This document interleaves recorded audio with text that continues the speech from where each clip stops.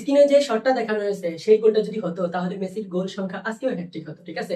তো আমি তোমাদের সামনে একটা ম্যাপ নিয়ে আসলাম, সেটা কেমন, যে এই অবস্থানে মেসি আর এখানে গোলকিপার, আর গোলকিপার থেকে এই যে এখানে হচ্ছে যে গোল পোস্টের দূরত্ব, এইখান থেকে ঝাঁপ দিবে, তারপর এইখানে সে কি বলটা ধরতে পারবে কিনা এর ভিতরে আর কি, এরকম একটা ম্যাপ।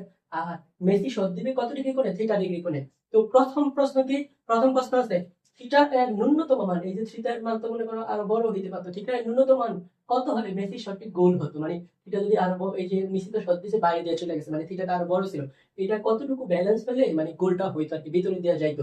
তারপরে 2 নম্বর প্রশ্নটা কি, 2 নম্বর প্রশ্ন হচ্ছে মেসি সি অবস্থান থেকে থিটা কোণে, এই যে থিটা কোণে মানে থিটা কোণে একটু কমে আর কি, হ্যাঁ, কমে যদি কি থিটা কোণে 30 মিটার/সেকেন্ড ব্যাগে শট নেওয়ার, এই শট নিলেই তো আর গোলকিপার ডাইরেক্ট দেখে ফেলে না, একটু দেরি হয়। তো 0.1 সেকেন্ড পর গোলরক্ষক 10 মিটার/সেকেন্ড ব্যাগে জাপ দিল, বল ধরার জন্য তো জাপ দিবে, এই জাপ দিলে কি ঘটবে, এখন কত হচ্ছে 1 নম্বরে, গোল হবে নাকি গোল হবে না।